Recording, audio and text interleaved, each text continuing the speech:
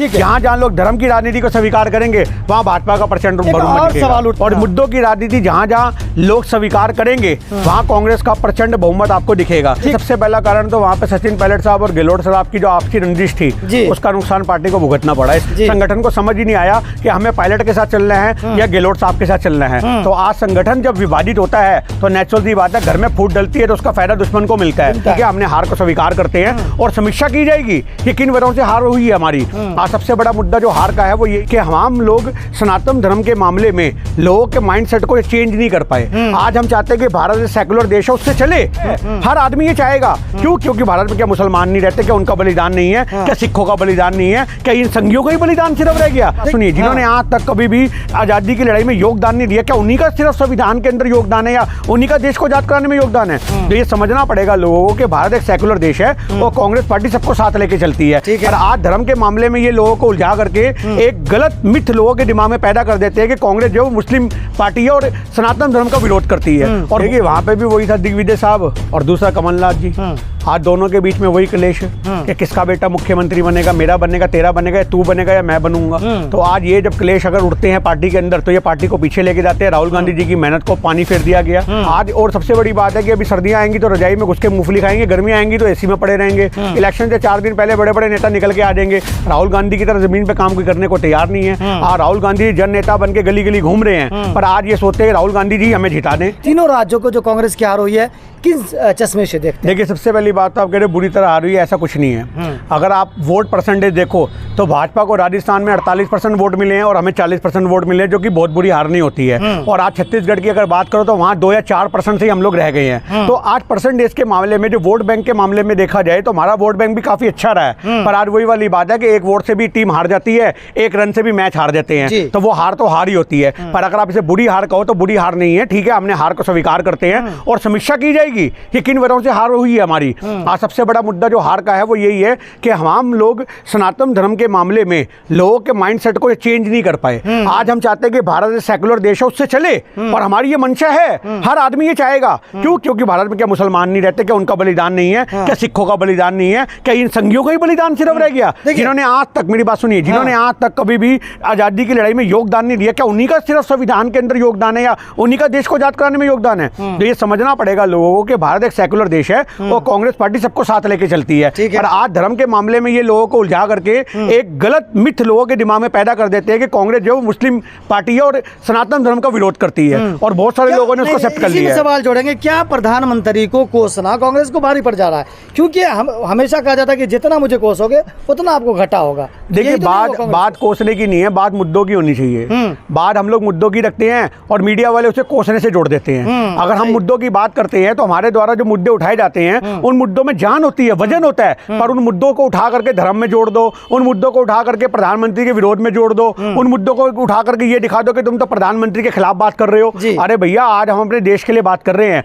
और जो आदमी हमारे देश के मामले में हमें लग रहा है कि सही फैसले नहीं ले रहा तो उसका विरोध तो होगा ही होगा। तो उसका विरोध जो है कब से देश का विरोध हो गया? तो आज यही हमारे सामने, लोगों के सामने मीडिया ने एक ऐसी प्रेजेंटेशन रख दी है कि अगर प्रधानमंत्री का विरोध करो तो ये रखा जाता है कि देश का विरोध कर रहे हैं। अगर आज हम ये बोले कि आज हम ये बताएं कि सनातन धर्म भी हमारे लिए जरूरी है, पर उसके अलावा मस्जिद हो या मंदिर हो या गुरुद्वारे वो भी जरूरी है, तो पर ये दिखाया जाता है कि नहीं, ये देखो जी मंदिरों का विरोध कर रहे हैं। पूरा जो विश्लेषण आपसे करवाना चाहेंगे, क्योंकि आप एक्टिविस्ट भी रहे हैं, सामाजिक लोगों से जुड़े रहे हैं, समाज की बातें करते हैं और कांग्रेस से आप लगातार जुड़े हुए युवा भी हैं। तो हम सबसे पहले राजस्थान की हम बात करना चाहेंगे, एग्जिट पोल और उसके बाद जो चुनाव परिणाम आए। हम 3 अगर कारण पूछना चाहेंगे आपसे 3 कारण, तो आप क्या बताएंगे? पहले हम राजस्थान की बात करते हैं, फिर अलग अलग राज्यों की हम बात करेंगे कि राजस्थान में 3 कारण क्या रहे जो कांग्रेस हार गई। देखिए, सबसे पहला कारण तो वहाँ पे सचिन पायलट साहब और गहलोत साहब की जो आपसी रंजिश थी उसका नुकसान पार्टी को भुगतना पड़ा। इसकी वजह से संगठन डिवाइड हो गया। संगठन को समझ ही नहीं आया कि हमें पायलट के साथ चलना है या गहलोत साहब के साथ चलना है। तो आज संगठन जब विभाजित होता है तो नेचुरल सी बात है, घर में फूट डलती है तो उसका फायदा दुश्मन को मिलता है। पहली वजह सबसे प्रमुख ये रही। दूसरी वजह ये रही, जो कन्हैया लाल का गला काटा गया था उसको भाजपा ने बड़े अच्छे से रिप्रेजेंट किया। मेरी बात समझो, उसका जिक्र कर करके ऐसा दिखा दिया गया, हालांकि वो गला काटने वाला जो बेशक मुस्लिम था पर था किसका? भाजपा का था। तो बट आज की डेट में उसको नैरेटिव सेट कर दिया गया कि जो मुसलमान है वो ऐसा करते हैं वैसा करते हैं और हमारी कांग्रेस पार्टी उनका समर्थन करती है। तो ये किसी तरीके से दूसरा नैरेटिव ये सेट कर दिया गया। और तीसरे नैरेटिव की अगर बात करो तो तीसरा नैरेटिव वही सनातन धर्म का मुद्दा रहा जिस मुद्दे के ऊपर वो लोग खेलते चले गए और हम लोग डिफेंड करते चले गए और हमारा डिफेंड करना हमारे ऊपर भारी पड़ गया। हाँ, लेकिन हम पहला मुद्दा जो आपने कहा कि अंतर, जो आपकी बात से लगा कि अंतर कलह रहा जो दो नेताओं के बीच में, तो क्या जो वहाँ की जनता थी, जो वहाँ के वोटर थे, उनको कन्फ्यूजन रहा कि क्या गहलोत के साथ हम रहें या सचिन पायलट, क्योंकि वहाँ हमेशा एक चीज़ देखा गया है कि 5 साल पर सत्ता बदल जाती है, तो ये भी एक फैक्टर रहा होगा, क्या आपको लगता है? देखिए, आज एक छोटी सी बात ये है कि पायलट साहब को मौका मिलना चाहिए था। अगर ये पायलट साहब के चेहरे पे चुनाव लड़ा जाता तो शायद इसके परिणाम कुछ और होते। और दूसरी बात रही कि राजस्थान की जो भूमि है वो ऐसी रही है कि हर 5 साल बाद सरकार बदल देती है। मैं तो कहता हूँ जो राजस्थान वाले करते हैं ये पूरे देश में होना चाहिए। किसी भी एक पार्टी को अपने आप में तानाशाही फैलाने का मौका नहीं मिलेगा। कोई भी पार्टी हो 5 साल में बदल दो, क्या दिक्कत है? और उसको पता है कि भैया हमें काम करना है, अच्छा करेंगे तो ठीक है। तो आज कहीं ना कहीं सही मायने में हमारी हार की जो वजह है वो आपसी रंजिश जो थी, अंतरकला जो थी, ये बहुत बड़ा मुद्दा मेरे को नजर आती है। लेकिन अब हम मध्य प्रदेश की ओर चलेंगे, 3 कारण वहाँ भी पूछेंगे। लेकिन जिस तरह से वहाँ एग्जिट पोल रहा, मतलब जितने लग रहा था कि कांग्रेस जीतने वाली है, लेकिन जिस तरह दबदबा रहा वहाँ पर कमलनाथ ने भी बहुत बाजी मारी, और जिस तरह से शिवराज चौहान, तो कांग्रेस जिस तरह से वहाँ लड़ रही थी, ज़मीन पर जिस तरह से दिखा रही थी, लोगों को लग रहा था कि ये सत्ता पाने वाली है। लेकिन ऐसा क्या 3 कारण रहे जो वहाँ पिछड़ गए? देखिए, वहाँ पे भी वही था, दिग्विजय साहब और दूसरा कमलनाथ जी। आज दोनों के बीच में वही क्लेश है कि किसका बेटा मुख्यमंत्री बनेगा, मेरा बनेगा, तेरा बनेगा, या तू बनेगा या मैं बनूंगा। तो आज ये जब क्लेश अगर उठते हैं पार्टी के अंदर तो ये पार्टी को पीछे लेके जाते हैं। राहुल गांधी जी की मेहनत को पानी फेर दिया गया।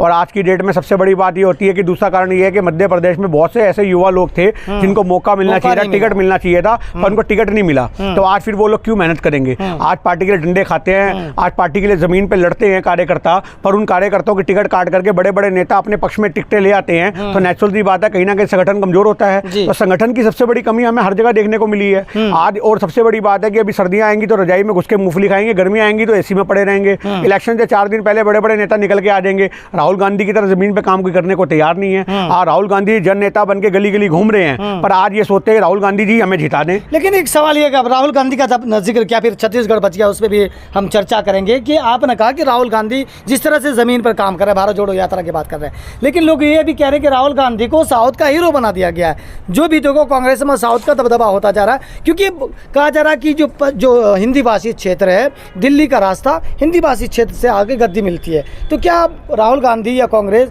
जो हिंदी भाषी क्षेत्र है उसको भूलते जा रहे हैं?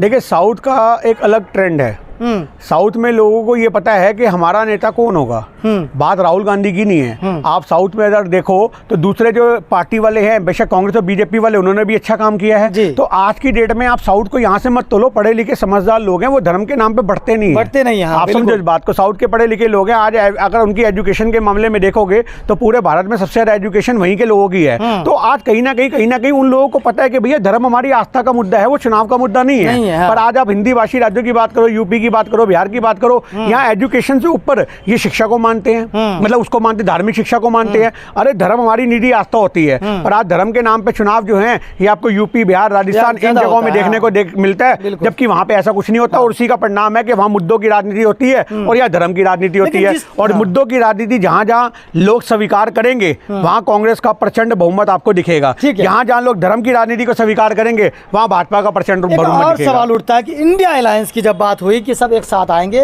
उनका फैसला लिया जाएगा, उनसे विश्लेषण किया जाएगा, लेकिन इंडिया अलायंस का जो मतलब दुख समझ में आता है, जो मीडिया जिस पे चर्चा कर रही है कि उनको दरकिनार किया गया, उनसे पूछा नहीं गया, उनसे राय नहीं ली गई, तो क्या ये कांग्रेस की नाकामी रही? देखिए, तो मीडिया कुछ भी बातें बना सकती है। क्या मीडिया वहां जाकर के अखिलेश से पूछ के आई थी या मायावती से पूछ के आई थी, किससे पूछ के आई थी?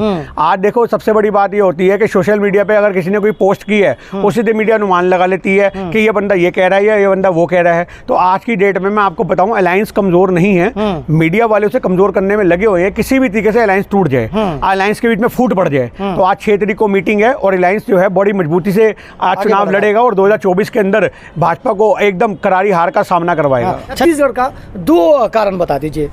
देखिए, वहां पे भी वही था, बघेल साहब और रमन सिंह। आपसी कलह तो कांग्रेस में हर जगह देखने को मिली है, हर जगह। आज पंजाब में भी यही था, चन्नी साहब, सिद्धू साहब, कैप्टन साहब जब आपस में गठबंधनी पार्टियों की बन जाएंगे अलग अलग, तो नेचुरल सी बात है पार्टी कमजोर होती है। जब भी पार्टियों के बीच में संगठन आपस में अलग अलग बटेगा तो पार्टी कमजोर होगी, और यही शुरुआत हुई थी पंजाब से। तब हमने कहा था कि पंजाब से कैप्टन साहब को हटाना नहीं चाहिए, या तो जो चल रहा है वो चलने दो, या सिद्धू साहब के हाथ में कमांड दे दो अगर देनी भी है। पर आज वही वाली बात है कि पंजाब भी छीनबीन हो गया। आज वही पंजाब के जो एक राजनीति थी वो पूरी राजनीति हमें वहां देखने को मिली छत्तीसगढ़ में, वही राजनीति हमें जो है वहां देखने को मिली राजस्थान में, और वही मध्य प्रदेश में। सिंधिया साहब क्यों छोड़ के गए थे? कांग्रेस का साथ सिंधिया ने क्यों छोड़ा? और अगर ऐसे ही रहा तो एक दिन पायलट साहब भी छोड़ जाएंगे, कोई बड़ी बात नहीं है। अंतर कला की वजह से कांग्रेस जो है बर्बाद हो रही है। और इसका रीजन ये है कि राहुल गांधी जी तक जो मेन मुद्दे होते हैं वो पहुंचते ही नहीं है। आज जो आज जो नीचे के लेवल के लोग हैं वो आपस में ही कलेश कर करके पार्टी को कमजोर कर रहे हैं। अपने निजी फैसलों के लिए, निजी फायदों के लिए पार्टी को कमजोर किया जा रहा है। लेकिन